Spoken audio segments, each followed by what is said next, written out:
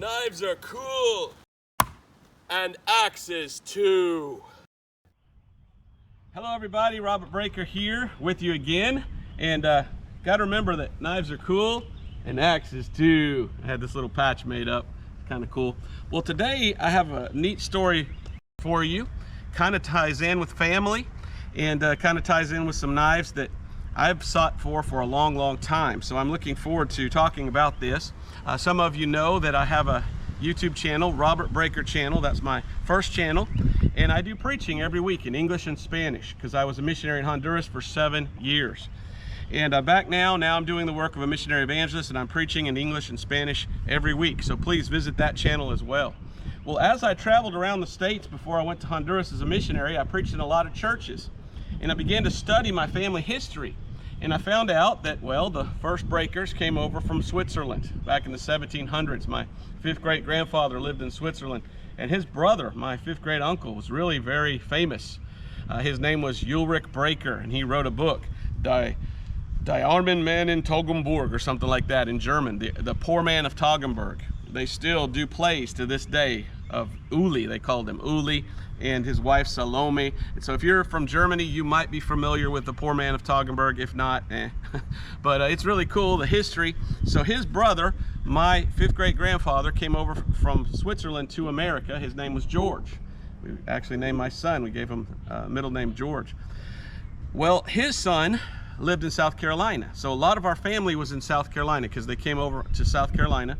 And then they went down to Key West, and then he sent his son back to South Carolina. You say, why are you telling me all this? Well, because this is him. This is my third great grandfather, and his name is Jacob Manley Canty Breaker. See if you can zoom in on that a little bit. And Jacob Manley Canty Breaker lived in South Carolina during the Civil War. Matter of fact, whenever they decided to secede, they met in his church, and he said the opening prayer. Must not have been right with God because they lost. But anyway, so this is Jacob Manley Canty Breaker. Now the story that I found out was the name Manley. I said, where does that come from? And who gives somebody 4 names instead of 3? You know, most people have 3 names. Well, I did that to my kids. I gave them all 4 names instead of 3. But Jacob Manley Canty Breaker. Now he was a preacher who went to Furnham University. And through my studies, there was a man named Manley in South Carolina that was a preacher. And the family liked him so much that they literally named him his second name after that Mr. Manley. I think I have it spelled wrong here, M-A-N-L-Y. It should be M-A-N-L-E-Y. But I don't know if you can tell the resemblance there. For being that many years ago, I still got his hog jaws, you know, of jaws and stuff like that. But why are you telling me all this? TMI, too much information. Well, not really. I found out through my travels, visiting in different places, that there's a man in South Carolina who forges and makes knives, and his name was Manley. And so I always wondered if that was the same family Manley as the Manleys that my family named my third great grandfather after. So I always wondered about that, and I always wonder if it is. So I can't remember if I was in Wiggins, Mississippi, or if I was in Tennessee, but I went to a knife store and a knife shop, and someone told me that there's a man in South Carolina named Manley that makes knives hand forged. And I thought, could that be that Manley? So I began to ask around, and everywhere I went I asked, you ever heard of a Manley knife? Yeah, I've heard of it, but I never got to see one. Then I went to this shop in wherever it was, Tennessee or Mississippi, and I met this man selling knives at an old antique store, which was kind of like / flea market, and he shook my hand, and his finger was missing. His finger was missing. And I go, wow, what happened to your finger? I can't remember, but his finger was missing. And I said, well, let me ask you something. I'm interested in Manley knives, and I was wondering, do you have any Manleys? He said, no, I don't have any, but I know who the man is, and I know what they're like. I said, you've met the famous Mr. Manley? He said, yeah, let me tell you a story. I said, please do. He said, see how I'm missing my finger? He says, whenever I shake people's hands, that's the first thing they notice is, oh, your finger's missing. He said, I met this Manley fella at a knife show one day, and I shook his hand, and my hand just kept going. He says, man, you're missing a finger. He was missing part of his thumb. I don't know if it was all of his thumb or part of his thumb. So this fellow Manley that makes Manley knives is missing his thumb. And the guy I met was missing his other finger. So you got, I don't know, I hope it wasn't a knife they cut their fingers off with. But I just thought that was so cool. And I've been to other shows and I've asked, and other people confirmed it. Said, yeah, I met Mr. Manley and he's missing part of his digit, or maybe all of his digit. So I thought that was cool. So I always wanted a Manley knife because of that connection with the family and then learning about that. And I got on eBay one day and I saw someone must have passed away, and there must have been an estate sale because they were selling Manley knives on eBay for really cheap. The only problem is each knife had this initial on it, TLB. Now, I don't know who TLB, it would have been cool if it was TLC, then it'd be like taking care of business, right? But whoever TLB is, he marked a lot of these knives with his, look over here, his initials. And he actually put the date on this one, 12/6/00, 2000. So I went online and I put a bid in, not expecting to get them. And there were probably 10 or 15 of them. And I actually won 4 of them. And I did not expect that. And I paid way less than what they're worth. So I thought real quick, let me show you the quality that this man makes of these knives, Mr. Manley. Let's look at each one. And these are more than just for show, just for cool value. I'm actually going to use these when I finally get myself a deer, all right? Because one of these is a great skinner. Look at that thing right there. The first thing that is amazing to me is that every Manley knife I've seen is so super polished. So just imagine the man making that, hand forging it, then making these beautiful handle. This handle here feels like micarta, but look at the polish. Now each one of his knives has the number on it of what he made, and there it is, Manley, M-A-N-L-E-Y. Can you see that? D Manley.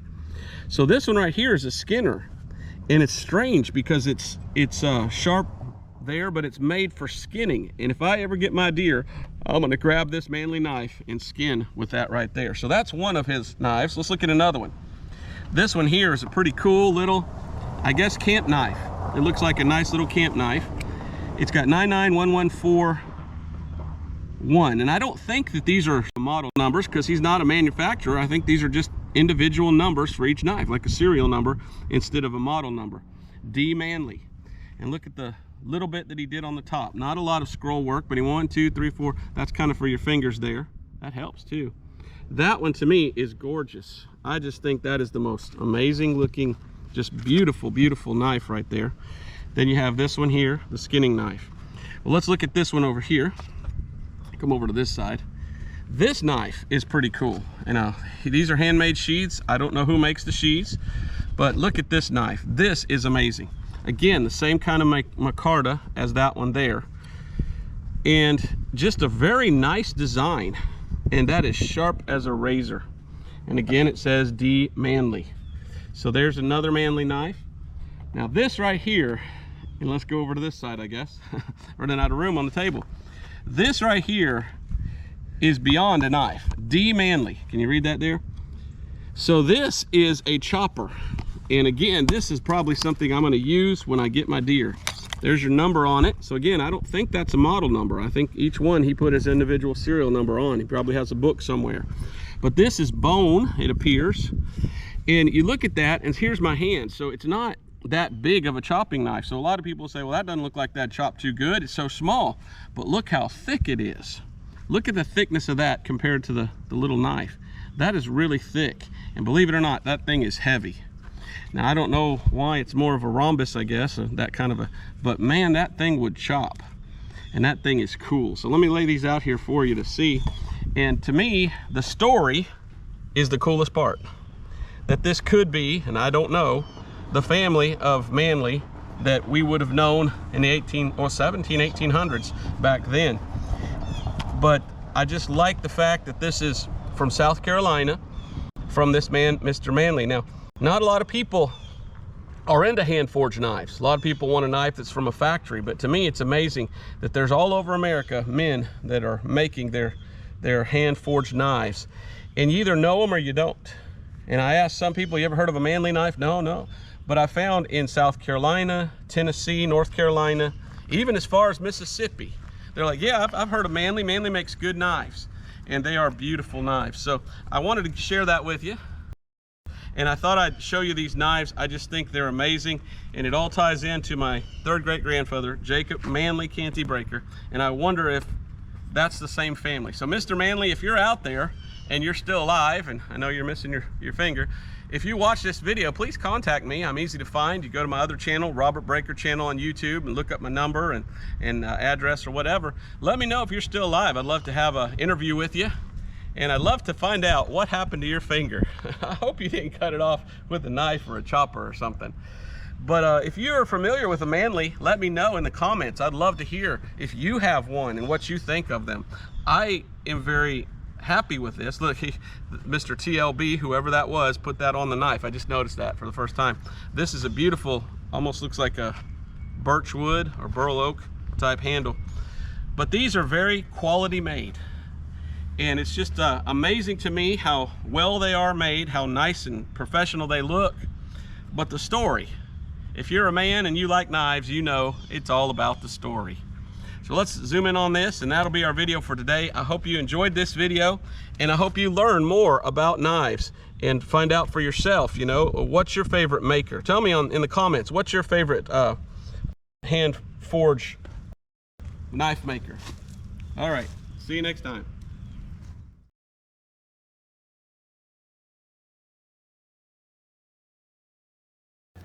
Knives are cool, and axes too.